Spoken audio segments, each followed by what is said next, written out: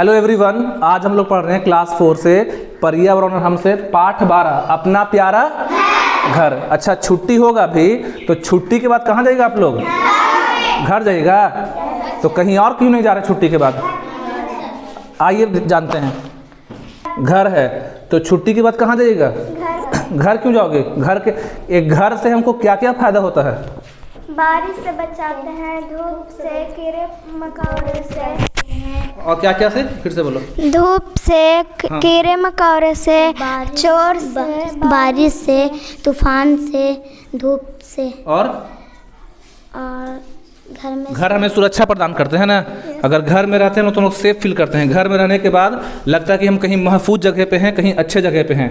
तो आज हम लोग पढ़ेंगे अपना प्यारा घर में। जिस तरह से हम लोग देखिए, हम लोग इंसानों का जो ये घर है, इस घर में कौन रहते हैं? इंसान रहते हैं। तो आज हम लोग पढ़ेंगे चैप्टर में पक्षियों के घर के बारे में। कुछ पक्षी का नाम जानते हैं आप लोग?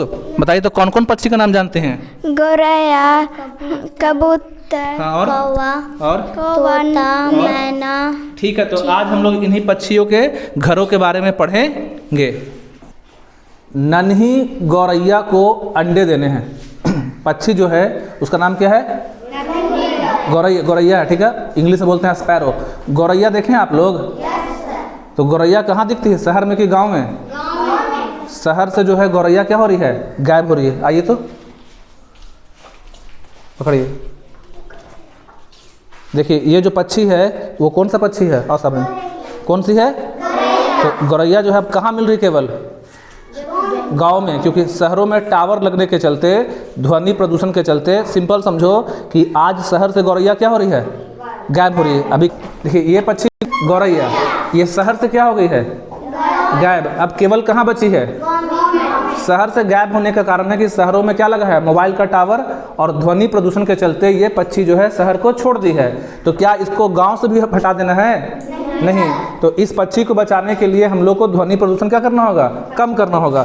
तो इस पक्षी को क्या देने हैं? अंडे। देखिए नन्ही गौरैया को क्या देने हैं? अंडे। वह चाहती थी कि एक बढ़िया घोंसला बनाए। अब अंडे देने के, जैसे हम लोग इंसान लोग रहते हैं अपने अपने घर में, तो गौरैया पक्षी भी अंडे देने के लिए क्या चाह रही है? क्या बनाए? घोंसला। क्या बनाए? पक्षियों के घर को क्या बोलते हैं? घोंसला को इंग्लिश में क्या बोलते हैं? नेस्ट। NEST। नेस्ट मतलब घोंसला। तो नन्ही गौरैया को क्या देने हैं? अंडे। पहले भी पढ़ाए हैं, जो पक्षी देते हैं अंडे या जो जानवर देते हैं अंडे, जानवर मतलब एनिमल्स बोल रहे हैं, तो उसको बोलते हैं कौन सा? कौन पोरस? ओविपेरस। याद है? ओविपेरस। बर्ड्स क्या हैं? ओविपेरस। मतलब वैसे जीव जंतु जो अंडे देते हैं उनको बोलते हैं ओवी। तो जितने भी पक्षी होते हैं वो क्या होते हैं? ओविपेरस। और जो बच्चों को जन्म देते हैं उनको बोलते हैं विविपेरस। क्या बोलते हैं? विविपेरस। देखिए विविपेरस। कोई दिक्कत? अब समझिएगा। तो वह चाहती थी कि एक बढ़िया घोंसला बनाए। कौन चाहती थी? गौरैया। जहाँ वह सुकून से अंडे दे सके। सुकून मतलब आराम से, मतलब जहाँ पे उसके अंडों को कोई खराब ना करे, कोई उसको छुए नहीं, कोई उसको बर्बाद ना करे, और अपने बच्चे को सुरक्षित देखभाल कर सके। इस पक्षी को क्या देना है? अंडा। अब देखिए यहाँ पास जो गौरैया है वो क्या दी है? गौरैया पक्षी क्या दी है? और ये उसका क्या है? बच्चा है यहाँ पास। और ये क्या है? ध्यान से देखो, ये जो है गौरैया है, और ये गौरैया के क्या हैं? बच्चे। और ये क्या है? तो नन्ही गौरैया चाहती है कि ऐसे जगह पे अंडे दें जहाँ पे उसके बच्चे को कोई परेशान ना करे। घोंसला बनाने के पहले उसने अन्य पक्षियों के घोंसले को देखना जरूरी समझा। अब देखो क्या कि जो गौरैया है वो चाहती है घोंसला बनाना, तो उसके दिमाग में एक चीज़ आया कि क्यों ना हम पहले दूसरे पक्षियों के घोंसले को देख लें। एक बार सबका घोंसला देख लेते हैं, उसके बाद हम भी घोंसला बनाएंगे। जैसे हम लोग जब कभी लेना होता है, कपड़ा वाला लेना होता है आप लोग को, दिवाली में, ईद में, तो हम लोग देखते हैं ना बाकी बच्चे को कौन कैसा लिया है, कि हम उसके जैसा लेंगे या उससे अलग लेंगे। उसी तरह से ये पक्षी क्या कर रही है? दूसरे पक्षियों के घोंसले को देखने के लिए एक बार क्या कर रही है? निकल रही है। सबसे पहले वह गुटकू कबूतर से मिली। किससे मिली? अब कबूतर बोलता है गुटरुगु करके, इसलिए नाम हो गया गुटकू। देखिए ये क्या है जी? कौन सा पक्षी है? कबूतर अंडा कहाँ देता है? और घोंसला कहाँ बनाता है? घर में बनाता है, पेड़ पे बनाता है। घर में जो घर का खाली कोना होता है, रोशनदान होता है, या हम लोग कई बार घड़ा को फोड़ के टांग देते हैं, देखें गांव में घड़ा को फोड़ के बनाते हैं। तो कबूतर जो है, तो नन्ही गौरैया सबसे पहले किससे मिलती है? कबूतर से। बोलती है, गुटकू दादा एक बढ़िया घोंसला बनाने के लिए मुझे तुम्हारी सलाह चाहिए। सलाह मतलब राय। नन्ही गौरैया जो है सलाह सबसे पहले किससे मांगी? गुटकू कबूतर से। ये क्या है? कबूतर। कबूतर को इंग्लिश में क्या बोलते हैं? पिजन। स्पेलिंग PIGEON, ठीक है, पिजन। तो सबसे पहले नन्ही गौरैया सलाह किससे मांगी? गुटकू कबूतर से। घोंसले को बढ़िया बनाने में, देखिए अब कबूतर क्या बोलता है, ये जो कबूतर है गुटकू दादा बोलते हैं, घोंसले को बढ़िया बनाने में मेहनत करना तो बेकार ही है।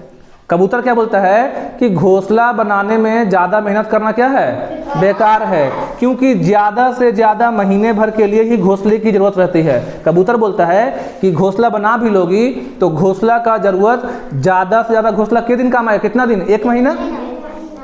मेरी तरह कहीं भी 4 तिनके जमाओ और काम चलाओ। कबूतर क्या बोल रहा है? मेरी तरह कहीं भी 4 तिनके जमाओ। मतलब कबूतर क्या करता है कि तिनका चुन चुन के लाता है और घर के किसी भी कोने में, किसी भी घर में, किसी के मकान में, पुराने खंडर में, पुराने बिल्डिंग में घोंसला बना लेता है। मतलब कबूतर जो है बहुत अच्छा घोंसला बनाता नहीं है, इसलिए वो गौरैया को बोलता है कि घोंसला बनाने में ज़्यादा मेहनत करना बेकार है। तुम क्या करो, कहीं से भी 3-4 तिनका उठा के लिया, और 3-4 मतलब हो गया कुछ तिनका, और कहीं पर भी घोंसला क्या करो? बना लो। बाहर से कौन सा पक्षी का आवाज आ रहा है? कौन सा पक्षी बोल रहा है? तो इसके बारे में भी पढ़ेंगे हम लोग कहानी में आगे। यह भी कोई बात हुई, नन्ही ने सोचा और बिना कुछ कहे वहां से चली गई। नन्ही चिड़िया सोची कि कबूतर के बात उसको पसंद आया, नन्ही चिड़िया को कबूतर का बात पसंद आया, वहां से चली गई है, बेकार सलाह दे रहा है। रास्ते में मिट्ठू मामा से मुलाकात हुई। किससे हुई? बिट्टू, मिट्ठू। ये कौन मामा है? देखिए तो कौन मामा है? तो मिट्ठू मामा को क्या बोलते हैं इंग्लिश में? क्या बोलते हैं? पैरोट। क्या बोलते हैं? तो रास्ते में मुलाकात मिट्ठू मामा से हुई। मिट्ठू मामा, मुझे एक शानदार घर बनाना है, मेरी कुछ मदद करेंगे? कौन पूछती है? गौरैया। गौरैया पूछती है, मिट्ठू मामा मुझे एक घर बनाना है, क्या आप मेरी कुछ मदद करेंगे? अब देखिए क्या बोलते हैं ये, बनाती क्यों हो? अब तोता बोल रहा है, बनाना क्यों है? मेरी तरह कोई कोटर देख लो। देखो कोटर बोलते हैं जो पेड़ में होता है, खोखला जो होता है ना पेड़ में। इसे देखिए, ये मान लो पेड़ है, ठीक है, क्या है? तो पेड़ में कहीं कहीं पास होता है खोखला जैसा, तो उसी में रहता है तोता। तो तोता बोलता है गौरैया को कि बनाना क्यों है, इतना मेहनत क्यों करना है, घोंसला बनाने के लिए इतना मेहनत क्यों करना है? तुम क्या करो, कहीं भी किस में रह लो? कोटर में। किस में रह लो? कोटर में। नन्ही ने कोटर में झांक कर देखा, बाप रे, यह घर है या अंधेरा कुआं। नन्ही जो है, तोता जो रहता है कोटर में, वहाँ झांकती है। क्या करती है वहाँ? तो झांकी तो अंदर पूरा क्या था? पेड़ के अंदर। तो बोली कि रहने का कोई जगह है? बाप रे, यह घर है कि अंधेरा कुआं। तो सबसे पहले गौरैया का मुलाकात किससे हुआ था? कौन पक्षी से? कबूतर। किससे? और कबूतर के बाद आगे, इसके बाद नन्ही बया से मिली। देखिए बया एक पक्षी होता है, लिखा किताब में बया। तो उसके बाद बया भी क्या होता है? एक पक्षी। बया जो होता है गौरैया की तरह पक्षियों की एक प्रजाति है। गौरैया देखें आप लोग, देखिए ये कौन सा पक्षी था? तो बया भी, जो बया है, देखिए यहाँ पास बया, गौरैया का क्या है वो? प्रजाति। मतलब गौरैया को बया नहीं बोलते हैं, गौरैया के जैसा ही एक पक्षी होती है, उसको क्या बोलते हैं? बया। अब अंतर क्या है कि गौरैया जो है अपना घोंसला कहाँ बनाती है? आदमी के घरों में। जो मनुष्य के घर, देखिए गौरैया जो होती है हम लोग के घर में बनाती है, ये घोंसला नहीं बनाती है। हम लोग के घर में सुराख उराख में रहती है ये पक्षी, लेकिन बया पक्षी जो है घर में रहती नहीं है गौरैया की प्रजाति, लेकिन रहती है पेड़ों पे। कोई दिक्कत? और वो पक्षी जो है बया समूह में रहती है, मतलब हमेशा रहेगी 3, 4, 5, अकेले नहीं रहती है। बया पक्षी क्या बना के रहती है? समूह। कोई दिक्कत यहाँ पास? तो इसके बाद नन्ही जो है, नन्ही कौन है? नन्ही किसके लिए आ रहा वर्ड? नन्ही कौन है? गौरैया। तो नन्ही जो है बया से मिली। बया क्या है? एक क्या है? एक पक्षी। जैसे कबूतर पक्षी है, तोता पक्षी है, वैसे ही बया होता है। बया बोली मेरा घोंसला बेशक शानदार है, शानदार मतलब बहुत अच्छा, लेकिन या तो तुम्हारे लिए बड़ी मुश्किल होगा नन्ही, मतलब अपने बारे में बता रही बया पक्षी कि मेरा घोंसला बहुत अच्छा है लेकिन तुम्हारे रहने के लिए क्या होगी, उसमें मुश्किल होगी। वैसे भी इसमें खिड़कियां तो है ही नहीं। नन्ही ने मन ही मन सोचा और दर्जिन के पास पहुंची। अब बया सोचती है कि चलो उसके, नन्ही सोच रही है कि बया पक्षी के घोंसले में या बया पक्षी के घोंसले में खिड़की वगैरह नहीं है, तो अब वो किसके पास पहुंची, कौन पक्षी के पास? तो दर्जिन क्या होता है जी?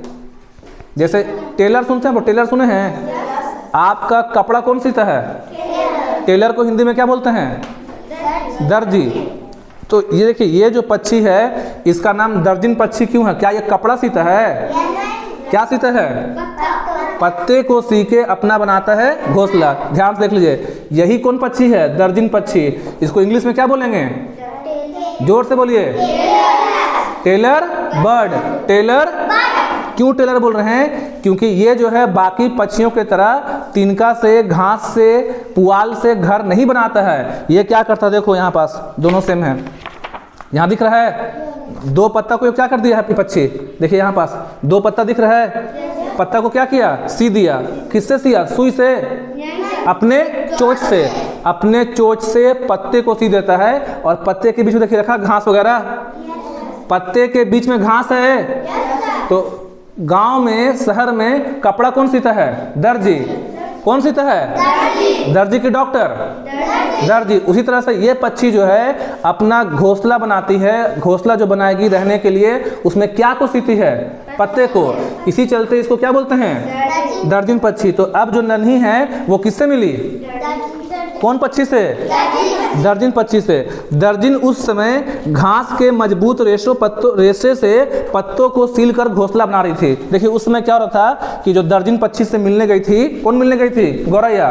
तो उस समय जो दर्जिन पक्षी है वो घास के मजबूत रेशों से, रेशे बोलते हैं रस्सी को, रेशा मतलब मुलायम रस्सी को बोलते हैं, फाइबर से पत्तों को सील कर घोंसला, क्या को सील रहे थे? पत्ते को। पत्ता का इंग्लिश क्या होता है? पत्ता को इंग्लिश में क्या बोलेंगे? लीफ। क्या बोलेंगे? LEAF। लीफ मतलब पत्ता।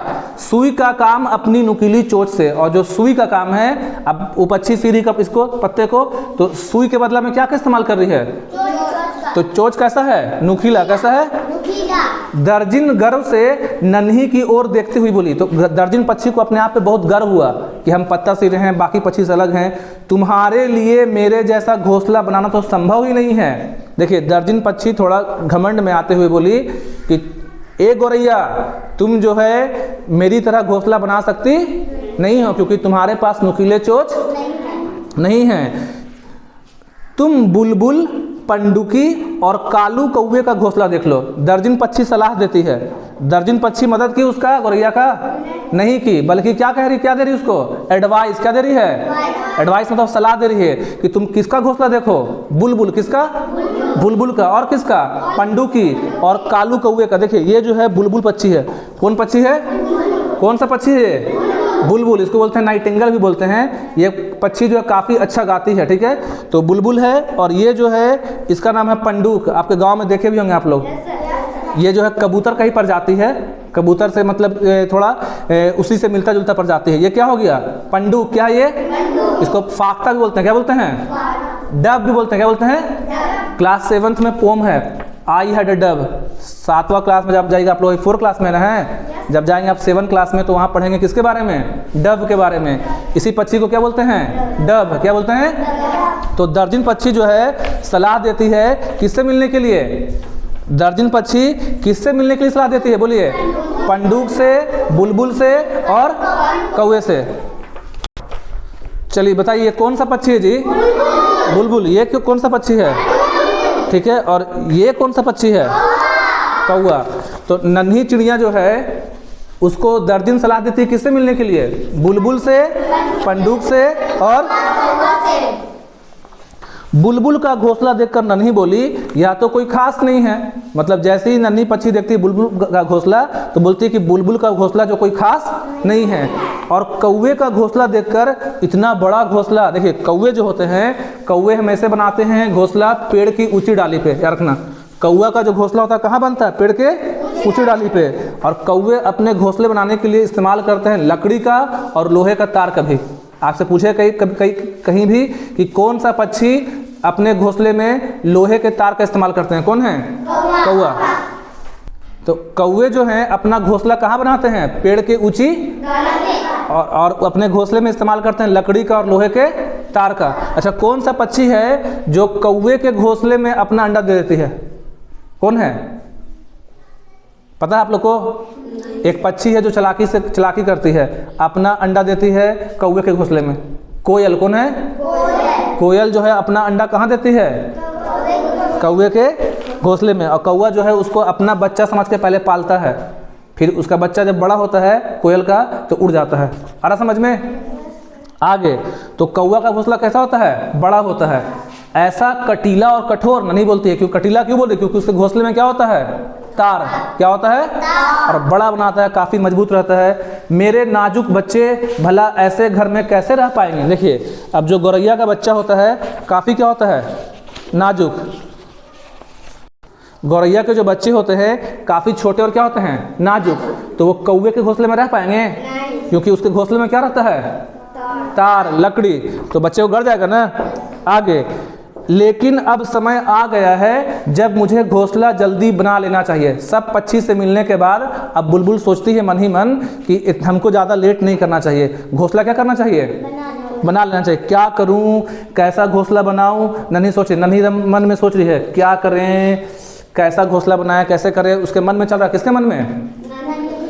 तभी तारों पर बैठा एक नीलकंठ बोला। देखिए, ये कौन सा पक्षी है?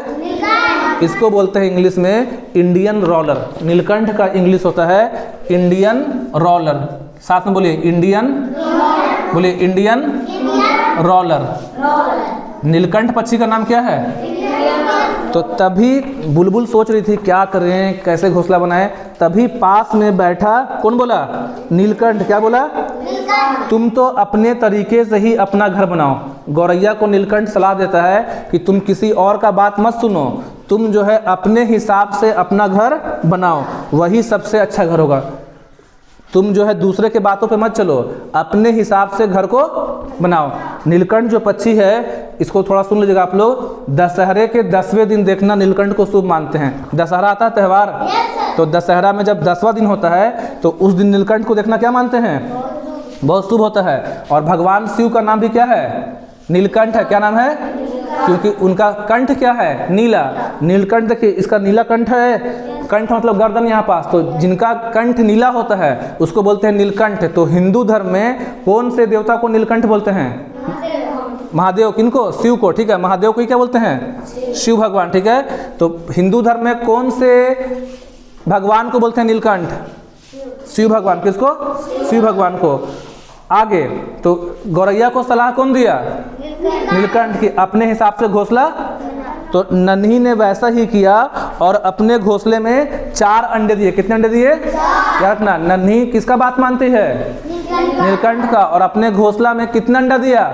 4 अंडे को सेने के लिए बैठी। देखिए, सेना मतलब होता है, यहाँ पे सेने मतलब क्या होगा कि अंडे पे बैठना। जब पक्षी अंडा दे देते हैं तो अंडे से बच्चे निकले, अंडे खराब ना हो, तो उन पर पक्षियों को बैठना पड़ता है। आप लोग देखें घर में मुर्गी वगैरह को, मुर्गी अंडा पे बैठती है और उसके 20 से 22 दिन के बाद बच्चा निकलता है। तो ये जो पक्षी है गौरैया, वो अंडे देने के बाद कितना अंडा दी थी? 4 अंडे देने के बाद उस पर क्या करी? बैठी। क्या करने के लिए? सेने के लिए। क्या करने के लिए? उसको लगा कि वह घोंसला ही उसका सबसे प्यारा अनोखा घर है, क्योंकि घोंसला बनाने के बाद ही वो अंडा दी थी। पक्षी पहले क्या बनाते हैं? घोंसला। और घोंसला बना के क्या देते हैं फिर? अंडा। और जब अंडे देकर वो घोंसले में बैठी तो नन्ही को लगा कि उसका जो घोंसला है वो सबसे अच्छा है। सारे पक्षियों में सबसे अच्छा घोंसला किसका है? नन्ही का। सबसे बढ़िया घर किसका है? तो आप लोग से एक बात पूछ रहे हैं, क्या आप लोग कभी भी किसी पक्षी के घोंसले को तोड़ेंगे? नुकसान पहुंचाएंगे? नहीं पहुंचाएंगे, क्योंकि घोंसले में अंडे होते हैं या तो छोटे छोटे बच्चे होते हैं। तो हम लोग को चाहिए कि गांव में, घर में, शहर में या आपके घर पे भी कहीं पास भी घोंसला है तो घोंसले को तोड़फोड़ ना करें, उसको बर्बाद ना करें। जैसे आप लोग माँ बाप के छोटे छोटे बच्चे हैं, वैसे ही उन घोंसलों में चिड़िया के छोटे छोटे बच्चे होते हैं। आया समझ में? That's all. Thank you.